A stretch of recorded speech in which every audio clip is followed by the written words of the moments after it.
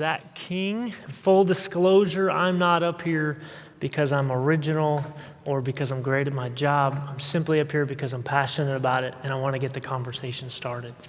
Fairly early on in my career, I ran a couple calls that have stuck with me, kind of haunted me, raised some questions, brought up for some frustrations, and I wasn't sure where to go, and over time I've kind of learned where we're at in the fire service, where I'm at in the fire service, and it's kind of what brought me here today.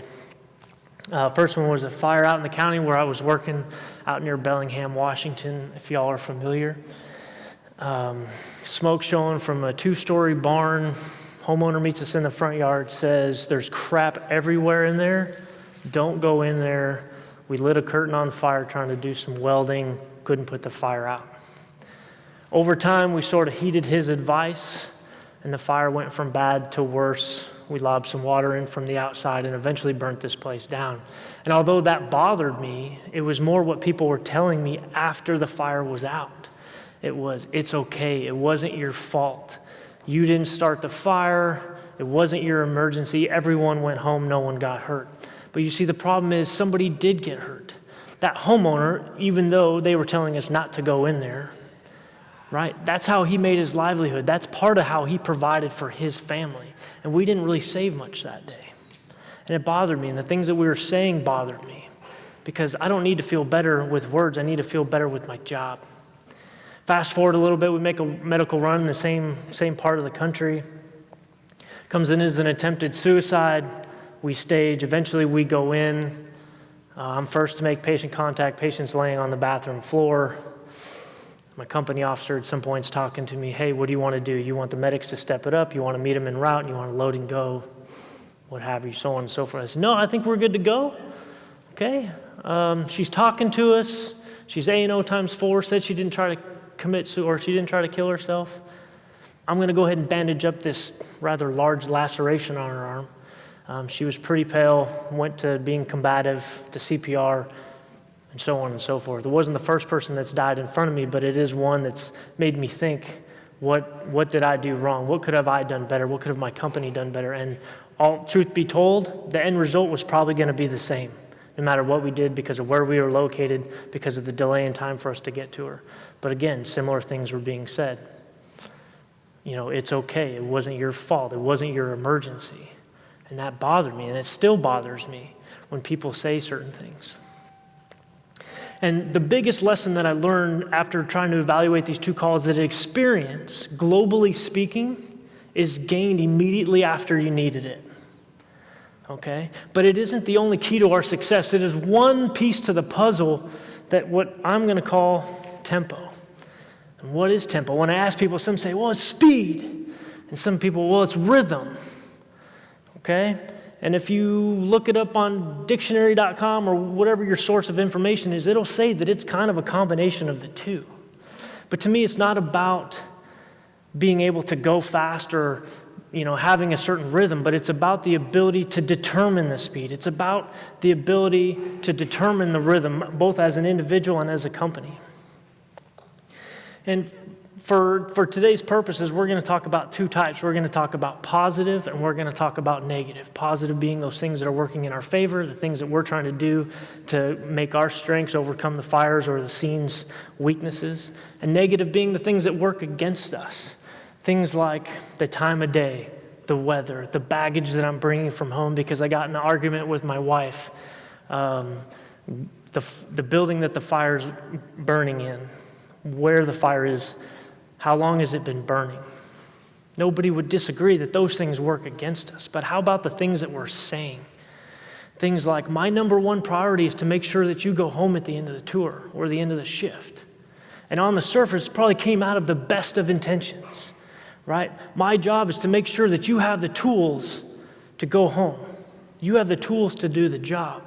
But to some degree, there might be somebody somewhere receiving this message and, okay, cool. So if I suck, it's your fault, right? How about things like, it's not my emergency? Again, born out of the best of intentions. Maybe it's a company officer talking to somebody that's new in the fire service. I need you to slow down. I need to open your field of view.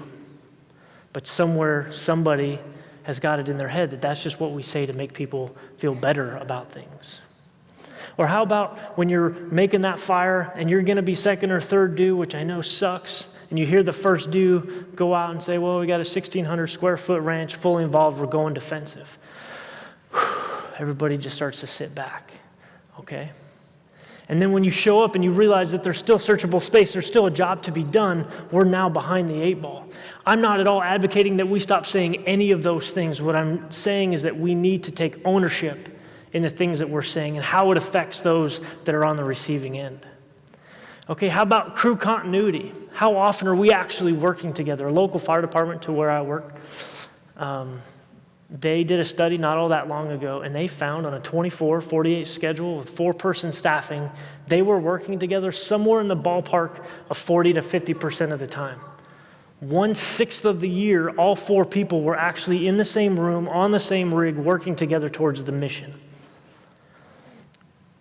I'm not saying that's good or that's bad schedule-wise. What I am saying is that we need to realize that that's a weakness of ours. That's working against us. So that when we go out and do a drill, when we go out and do some practice, or we make a run, or B shift made a run, and we learned some things, we asked some questions, we scratched our head a little bit, and we moved forward, those things need to be passed on to Jennifer or to Jimmy, who wasn't there. Compare that to where I work. We had the same schedule, the same staffing, but we assigned 1 extra person to each one of our rigs. So when all 5 of us show up to work, someone's getting detailed, or what we call traveled off in the city. Is that good? Is that bad? I'm not here to say. But effectively, we're working all together 0% of the time. So we actually have to dedicate more work every single time to passing on what we learned. We can't compare ourselves to professional athletes if we're not passing on things that we're learning. Okay, positive tempo, things that are working for us. How about the vision of the nozzle firefighter that steps off the engine, that views the building, views the fire within the building, right? Views their path to it, confirms the nozzle selection or the line selection, takes a deep breath, and off they go. It's positive tempo. Or how about the truckie that's standing on the Charlie side of the building and they're waiting for one of 2 things. Either A, the engine company to call for the water or call for the window to be taken, or they hear the sound of water being applied to the seat and they take the window. That's tempo. That discipline to slow the job down is tempo. But how do we get there? Okay, well, I think to some degree, it starts with trust. All these pieces that are added up together that make positive tempo that help us get wins on the fireground starts with trust. If I don't trust my company officer, we're going to go slower because I'm going to second guess everything they say. Or I'm going to get in the ear of the driver or the other tailboard, and they're going to start either questioning the officer or they're going to start questioning me, and we're not going to do things well. Okay? If my chief doesn't trust me or my company to do a certain task, they're going to look, oh, nope, we're not going there, and we have to start going around the fireground to find somebody that can achieve it. Okay, well, how do we gain that trust? How do we maintain it? Well, let's start with setting the expectations, okay? Everybody would agree that when you get a new probie, their day one, you're going to sit them down and you say, this is what I expect out of you. And hopefully it's something more than just washing dishes, answering the phone, cleaning toilets. It's a good attitude, a strong work ethic. I need you to want to learn. I want you to want to be here. I need you to be good. Because when you're good, we're better. And when we're better, we have more of a chance to go home. And how about the company? Do you have expectations of your company? And more importantly, does your company have expectations of you? When you're setting these expectations, this is what I expect out of you. This is what you can expect out of me. I have an open door, an open ear, a willingness to try. I don't want to be the person that doesn't want to try new things. We may not eventually do that, but I'm willing to try it. How about the transfer? Somebody that's working overtime. When they come over, is the conversation something about, oh, you work where? Oh, busy house. Cool, you're good to go. We'll figure it out. We're going to be fine. Or is it, hey, this is how this company operates. You're riding in this seat. This is your job for the day. If we catch this call, these are the tools you're going to grab. Do you have any questions? Do you have any issues? Open that line of communication. Because if they do, now is the time to ask before the tones drop.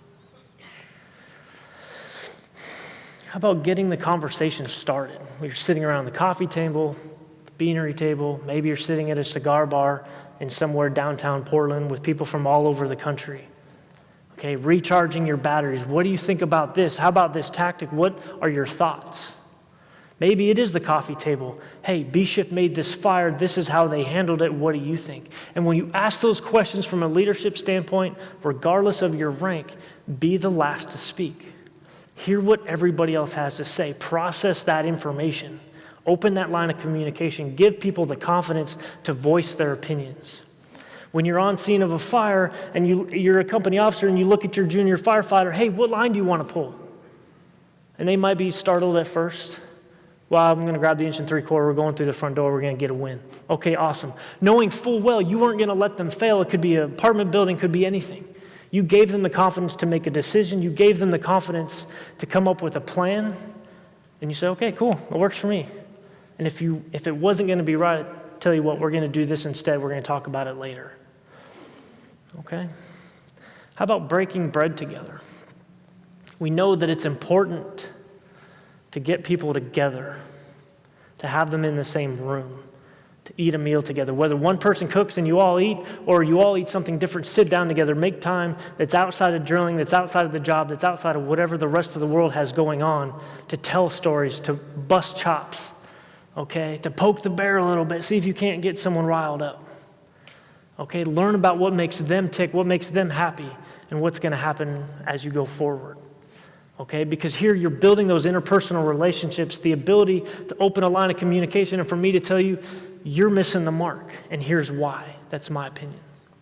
Or maybe to be confident enough that when someone says, you're missing the mark, they feel like they can tell me that. Or as a company, maybe you bring a neighboring company over continuously about once a month. At my firehouse, we bring people over that we run calls with. By breaking bread together, again, by telling stories, busting chops, we are earning trust.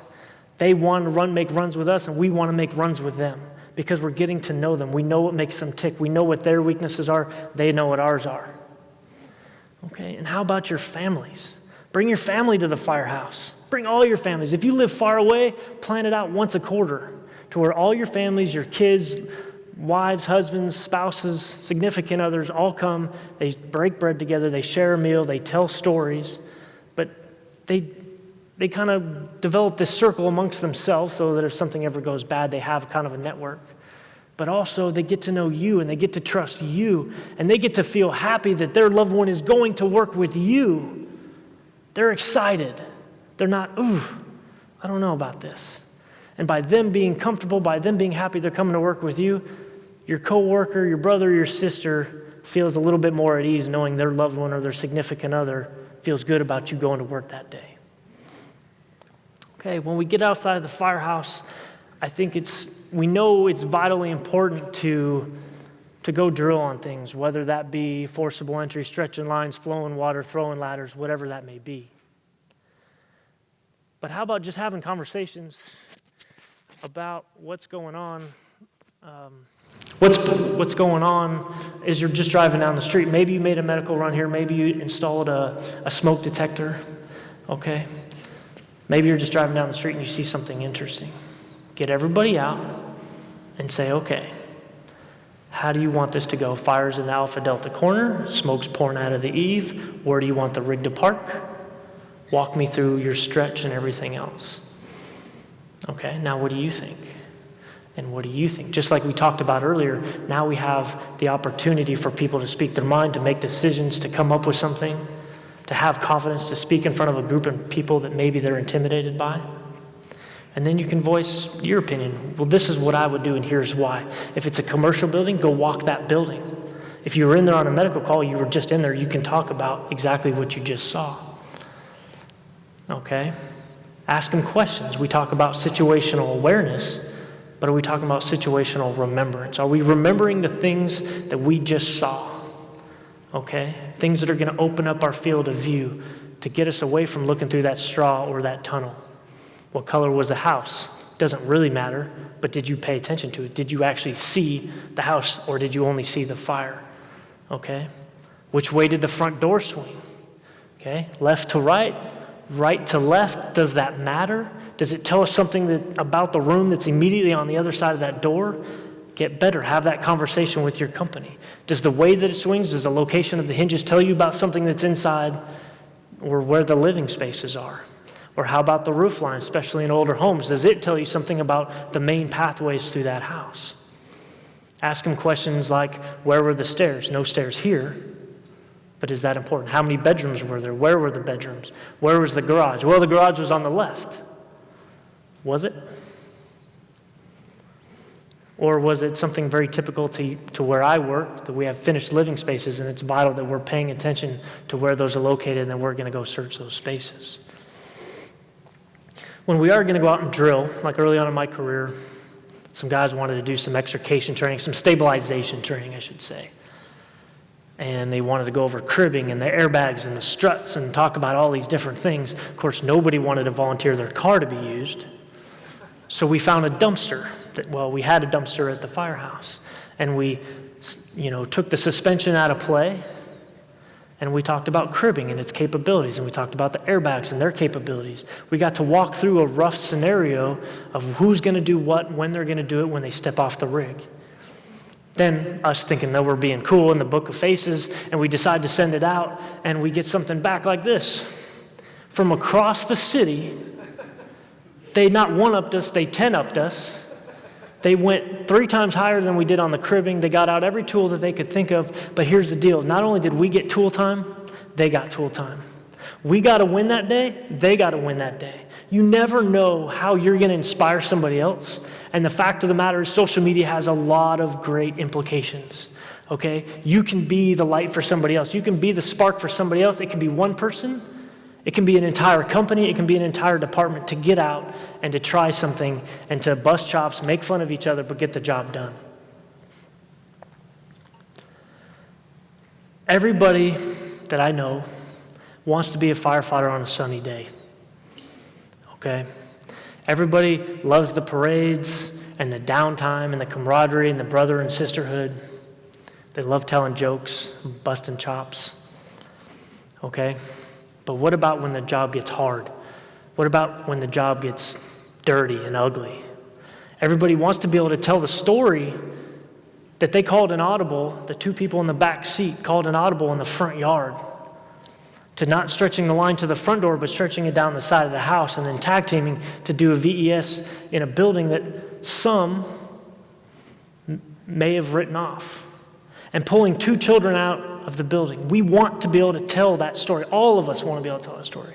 But the vision of this does not happen without the vision of getting together. It doesn't happen without the vision of the firefighter that knows they're not very good at stretching line, and they're out back stretching lines by themselves. And then that inspires other people. It doesn't happen without the company that's willing to prepare for the bad day, not just saying, well, we'll figure it out when we get there. It's just simply not going to work.